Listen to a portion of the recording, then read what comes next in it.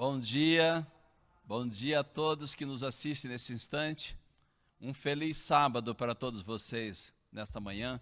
Que a paz do Senhor Jesus Cristo venha confortar, animar e trazer felicidade a todos esses que estão reunidos aqui conosco, aqueles que nos assistem. Queremos aí cumprimentar o pessoal da Igreja da Casa Verde, a Igreja do Limão, a da Santa Maria e todos os outros que também estão conectados conosco nesta manhã. Que Deus continue abençoando cada família representada dessas igrejas, de nossas igrejas e dos nossos amigos que nos assistem.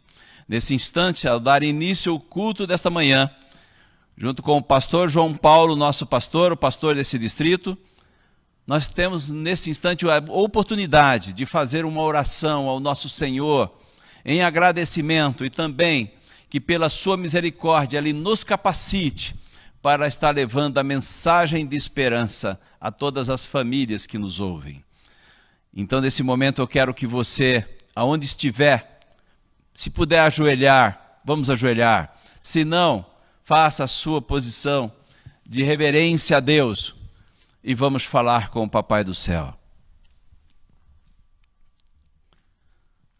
Senhor nosso Deus, nosso Criador e mantenedor da vida, louvado seja, meu Senhor, o teu santo e poderoso nome. Senhor Deus, agradecemos mais uma vez por estar na presença do Senhor nesse dia. Estarmos aqui reunidos, Senhor, através dessa tecnologia que nos dá a condição de nos comunicar, de estarmos unidos na palavra do Senhor. Queremos te agradecer porque podemos sentir a tua misericórdia, o teu amor e os teus cuidados com cada um de nós. Queremos te agradecer pela vida, pela proteção que o Senhor tem dado a todos os seus filhos esparramados pela face da terra. Mas também, Senhor, nesse instante, nós viemos clamar pela tua misericórdia. Sabemos que ainda pecamos contra ti, infelizmente, mas te suplicamos que o Senhor perdoe os nossos pecados. Prepara nesse instante, ó Deus, a nossa mente, o nosso coração, para absorver a tua palavra, possamos ter o desejo de colocar em prática em nossas vidas, Senhor.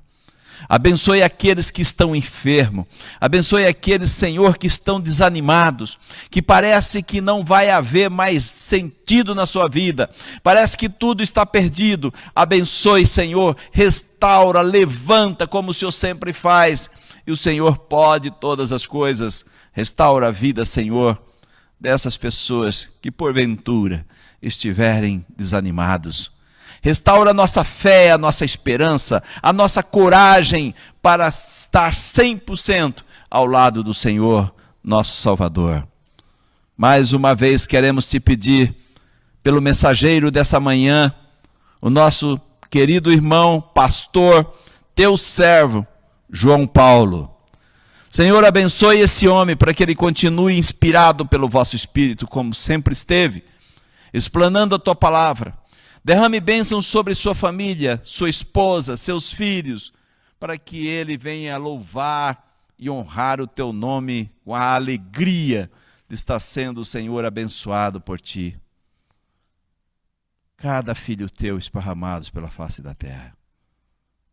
Nós te rogamos essas bênçãos e somos imensamente agradecidos em nome de nosso Senhor e Salvador, Jesus Cristo.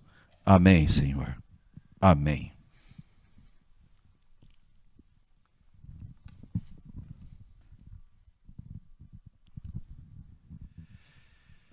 Bom estarmos juntos mais uma vez. Agradeço a Deus pelo privilégio de estar aqui na igreja ao vivo, depois de praticamente 2 meses estarmos afastados. Ainda não estamos, claro, com as pessoas aqui conosco, mas ao mesmo tempo agradecemos a Deus por sabermos que você está aqui conosco, pelo menos de forma virtual. Mas já é um momento muito especial podermos voltar à igreja, sentirmos a presença de Deus, orarmos juntos e vivenciarmos aquilo que o Senhor tem para nós. O tema dessa manhã, quando tudo está perdido, um tema que eu entendo que será vital para o nosso estudo, especialmente porque nós estaremos estudando um pouquinho a vida de alguns personagens que, como nós, tiveram lutas, tiveram momentos difíceis, como nós, passaram por pressões, por situações onde parecia que tudo realmente estava perdido. Como é que eles lidaram com isso? Como é que eles buscaram a Deus no momento desses? Como eles agiram em momentos onde se sentiram limitados? Eu sei que você que está conosco nessa manhã tem com certeza a visão de que as coisas que estão acontecendo no mundo, de alguma maneira, estão nos trazendo algum tipo de pressão, algum tipo de algo que nos tem trazido um mal-estar emocional, mas Deus tem saída para nós. Se você tiver a sua Bíblia agora, abra a sua Bíblia em Hebreus capítulo 11, onde temos relatado ali inúmeras histórias de personagens que viveram então esses momentos. Hebreus capítulo 11, eu não vou ler o texto inteiro, quero ler a partir do versículo 32. Hebreus capítulo 11, versículo 32. Paulo está concluindo, depois de Paulo falar da fé, depois de Paulo estudar a respeito da fé, Paulo fala a respeito de muitos personagens bíblicos, e ele vai no versículo 32 e diz assim: o que mais direi? Certamente me faltará o tempo necessário para referir o que há a respeito de Gideão, de Baraque, de Sansão, de Jefté, de Davi, de Samuel e dos profetas, os quais, Paulo diz, por meio da fé, subjugaram reinos, praticaram a justiça, obtiveram promessas, fecharam a boca de leões, extinguiram a violência do fogo, escaparam ao fio da espada. Notem essa frase: da fraqueza tiraram forças, fizeram-se poderosos em guerra, puseram em fuga exércitos de estrangeiros. Mulheres receberam pela ressurreição os seus mortos. Notem agora, alguns foram torturados, não aceitando o seu resgate para obterem superior ressurreição. Outros, por sua vez, passaram pela prova de escárnios e açoites, sim, até de algemas e prisões. Foram apedrejados, provados, cerrados pelo meio, mortos ao fio da espada. Andaram peregrinos, vestidos de peles de ovelhas, de cabras, necessitados, afligidos, maltratados. Notem, olha que interessante isso. Homens dos quais o mundo não era digno. Essas pessoas foram errantes, no sentido de vagaram pelos desertos, pelos montes, pelas covas, pelos antros da terra. Ora, todos estes que obtiveram um bom testemunho por sua fé, não obtiveram, contudo, a concretização da promessa, por haver Deus provido coisa superior ao nosso respeito, para que eles, sem nós, não fossem aperfeiçoados. Vamos parar por aqui.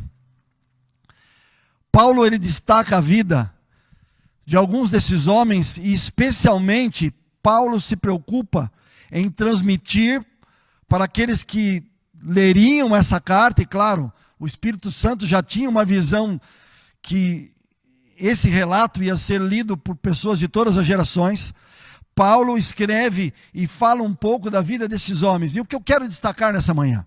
Existem muitos aspectos, existem muitos ângulos, existem várias formas de nós estudarmos a respeito da vida deles. Eu quero destacar, como diz a mensagem de hoje, quando tudo está perdido, eu quero destacar momentos que aos olhos desses homens, humanamente falando, pareceram, ou de alguma forma pareceu que eles haviam chegado num ponto sem retorno, num ponto onde tudo estava perdido. Abra ainda, deixe sua Bíblia aberta e mantenha aberta no capítulo 11, se você quiser, porque eu quero destacar uma sequência de alguns personagens e aquilo que aconteceu com eles. O primeiro deles, Abel. Abel foi um dos filhos de Adão. Abel era com certeza um menino, um jovem, que era fiel a Deus e que viveu aquilo que o Senhor esperava que ele vivesse. A história de Abel está relatada na Bíblia de forma resumida, sim, de forma resumida, mas você tem um relato no versículo 4 dizendo que Abel ofereceu a Deus mais excelente sacrifício do que Caim, pelo qual obteve testemunho de ser justo, tendo a aprovação de Deus quanto às suas ofertas. Por meio dela também, mesmo depois de morto, ainda fala. Qual foi o grande problema de Abel? Abel, ao andar com Deus, entendeu que o seu pai Adão, sua mãe Eva, haviam se afastado de Deus no jardim, haviam comido do fruto da árvore da ciência do bem e do mal, mas no próprio livro de Gênesis, Adão e Eva receberam uma promessa de Deus, a promessa que um Salvador viria, está em Gênesis capítulo 3, versículo 15, que um Salvador um dia viria como descendente da mulher para morrer no lugar do ser humano, para que o ser humano pudesse voltar a ter a esperança da vida eterna. Abel recebeu essa orientação de Deus. E qual era a expressão da fé? Que tipo de ação Deus pediu para eles para que a fé pudesse ser algo real, algo que eles pudessem demonstrar que acreditavam no plano de salvação de Deus? Deus pediu que um animal pudesse ser sacrificado. Eu sei que isso é algo forte, mas a Bíblia diz que Jesus viria no futuro. Ainda não tinham esse nome. Jesus, o seu nome, Salvador, seria revelado no futuro. Mas as pessoas que ouviram o relato de Adão tiveram a visão clara de que um Salvador deveria vir, nascer, não pecar e morrer no lugar deles. E cada cordeiro que era sacrificado, cada cordeiro que era morto, tipificava, simbolizava aquilo que o Messias um dia faria. Isaías, no capítulo 53, ele diz que, como um cordeiro, o Messias seria levado ao matadouro. Lembram desse texto? E o apóstolo João, ao escrever o seu evangelho, ele destaca o relato de João Batista, quando vê a Jesus, ele diz: eis o Cordeiro de Deus que tira o pecado do mundo. E exatamente quando Deus pede que Caim e Abel pudessem oferecer um sacrifício, para que pudessem demonstrar fé no Messias que viria, Caim não o fez, e Abel o fez. E pelo fato de Abel ter sido fiel, o seu irmão não aceitou isso. E Abel, infelizmente, na sua época, acabou sendo morto pelo irmão. Mas, queridos, eu não estou dizendo para você que quando você e eu somos fiéis a Deus, vamos passar por momentos que todos talvez terão saída. É claro que no momento que nós vivemos, desejamos, e ninguém deseja perder a vida. Mas existem relatos na Bíblia, que alguns homens e mulheres, por serem fiéis a Deus, preferiram escolher a fidelidade a Deus do que a própria segurança. Nós vamos estudar a respeito disso. Alguns, infelizmente, perderam a vida e outros não perderam a vida. Mas todos viveram segundo o plano de Deus. Todos, de alguma maneira, ao serem fiéis a Deus, entendiam que estavam representando a Deus nesse mundo. Abel foi um desses homens. Apesar de tudo aquilo que ele enfrentou, Paulo destaca aqui que pela fé, o seu testemunho, a sua fidelidade a Deus, serve de testemunho para mim e você, e para você, que sabemos que, mesmo sendo cristãos, passaremos por momentos difíceis, e momentos talvez que nós poderemos não ter todas as respostas e explicações, mas teremos a certeza de que ao fazer a vontade de Deus, de alguma forma, estaremos salvos, se vivermos ou se não vivermos. Vamos para um segundo personagem, Enoque. De uma maneira completamente ao contrário está a vida de Enoque. Gênesis capítulo 5, logo ali nos versículos 22, 23, 24, temos um relato de Moisés dizendo que Enoque, que foi bisavô de Noé, andava com Deus. Moisés por 2 vezes destaca em Gênesis capítulo 5, ele destaca que Enoque andava com Deus. Por que Moisés não falou do comportamento de Enoque?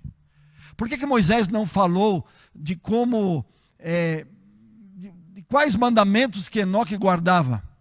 Porque Moisés estava preocupado em partir da causa para a consequência. Ou seja, na visão de Moisés era importante mostrar que mesmo em meio ao povo antediluviano, claro, ainda não haviam chegado no momento como Noé, que é o seu bisneto, chegou, mas os antediluvianos já tinham um coração completamente mau. E o destaque de Moisés é relatar que apesar de ter um momento tão difícil, e apesar de estar vivendo em um contexto que aos olhos humanos era impossível ser fiel a Deus, a Bíblia diz que Enoque continuou andando com Deus e não aceitou ser influenciado por uma multidão de habitantes que já não tinham mais o desejo de ter a Deus verdadeiro na vida. Entende isso que eu estou dizendo? Olha para mim um pouquinho. Enoque entendeu que ele não deveria se permitir ser influenciado pelos antediluvianos. E olha, deixa eu te dizer uma coisa. Se há algo que tem afetado os seres humanos hoje, são as influências dos relacionamentos. São as influências muitas vezes, infelizmente, negativas, de pessoas que não se preocupam mais em viver um nível de cristianismo e de fé como os homens e mulheres da Bíblia viveram. Queridos, Deus não chamou você e a mim só para vivermos uma vida de aparentemente bem comportados ou simplesmente seres humanos que se preocupam só com aquilo que pode ser visto. Deus está preocupado em chamar você e a mim para vivermos um cristianismo onde o Senhor nos transformará aqui dentro, a nossa maneira de pensar, a nossa maneira de raciocinar. Deus chama você para que a sua vida, o seu estilo de vida, pregue o Evangelho sem que você mesmo precise falar algo. Vocês perceberam no texto, quando diz que o testemunho de Abel, o testemunho de Enoque, agradou a Deus? E sabe qual é o detalhe? O detalhe é que aqui não está falando de um testemunho no sentido de contar um testemunho. Aqui justamente está falando do estilo de vida deles. A maneira como eles viveram demonstrou o Deus que eles seguiam e quais resultados eram, vamos dizer assim, obtidos por esse caminhar com Deus. Olha para mim. Quando eu falo de resultados, eu estou falando de impactos que o Espírito Santo, que eles via mais sair fortalecido. Por isso, quando inovação, impactados, está aqui amar as pessoas. Se o mundo fosse influenciado pelo Espírito de Deus, não haviam tantas mortes, não havia tanta corrupção, tanto roubo, tantas mentiras. Os pais estão sendo desonrados. A traição tem tomado conta das famílias. A cobiça tem invadido o coração do ser humano. Estou citando aqui os 6 últimos mandamentos de Êxodo 20. Estão entendendo? Vivemos num mundo onde as pessoas colocam rótulos ou se autoproclamam como cristãos, mas vivemos num mundo onde nem a verdade é cultivada. Enoque entendia isso e Paulo entendia isso. Não podemos, como diz Romanos capítulo 12, versículo 1 e 2 que eu citei, sermos influenciados por aquilo que estamos sendo impactados no nosso século. Mas devemos ser influenciados, devemos ser impactados pela presença de Deus na nossa vida, por aquilo que Ele pode fazer por nós. Entende isso? Paulo fala de Noé.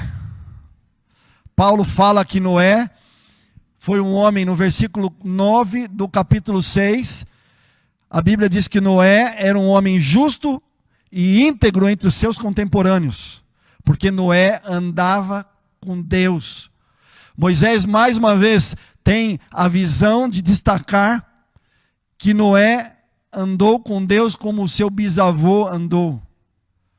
Se você olhar o relato de Gênesis, você vai perceber que o povo antediluviano chegou ao ponto de ter os seus pensamentos continuamente sendo maus. Noé viveu num período onde o ser humano não tinha mais o prazer de viver com Deus. Noé viveu num período onde o ser humano não tinha mais tempo para Deus.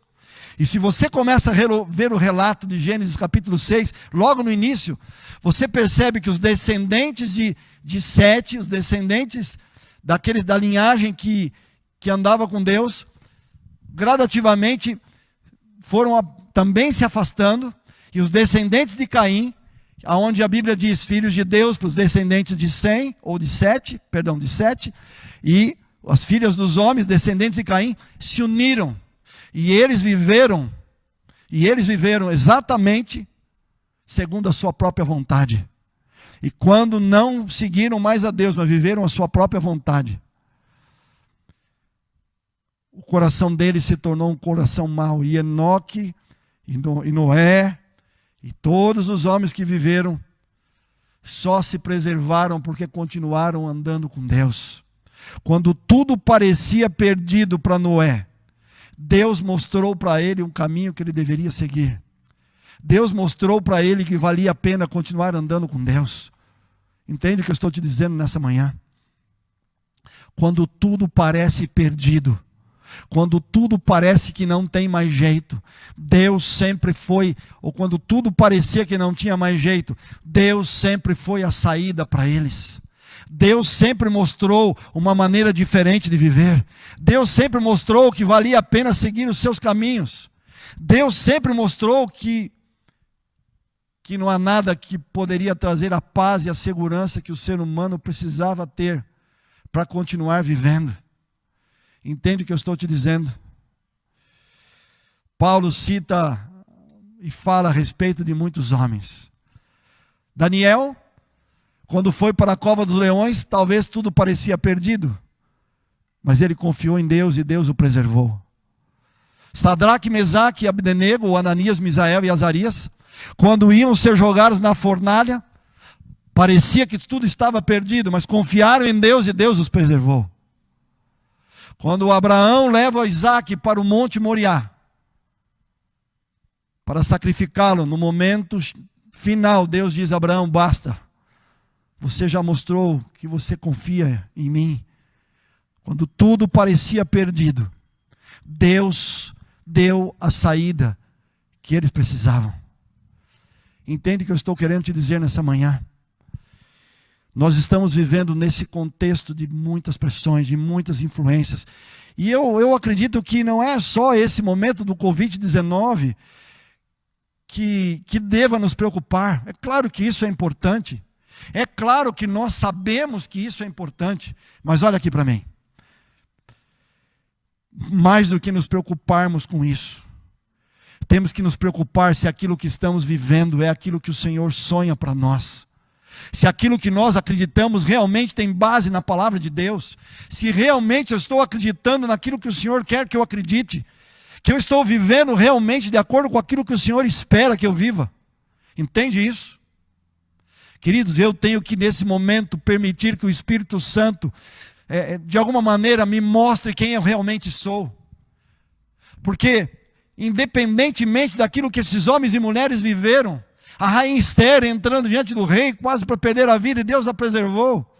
Débora, uma juíza em Israel, sendo usada por Deus. Marta e Maria, no Novo Testamento, a própria mãe de Jesus sendo escolhida para ser um instrumento de Deus, especialmente nos primeiros anos de Jesus. Queridos, todos esses homens e mulheres que passaram por todas essas pressões, e que aos olhos humanos parecia para eles que tudo estava perdido, aprenderam e enfrentaram essas situações, porque dependeram de Deus, acreditaram em Deus e tiveram a certeza que mesmo aos olhos humanos, quando tudo parecia perdido, Deus os daria para eles uma saída. Não foi assim com Davi ao enfrentar Golias? Estão entendendo que ao longo da Bíblia, Deus ele nos ensina que aquilo que mais trará forças e impacto e formará o nosso caráter está ligado à maneira como nós andamos com Deus. Quando eu era pequeno em casa, e meus irmãos saíam para trabalhar, e minha mãe saía para trabalhar, e meu pai já havia ido embora, abandonou a gente para constituir uma nova família. Quantas vezes eu ficava sozinho em casa? E como criança, às vezes, nós temos sentimentos,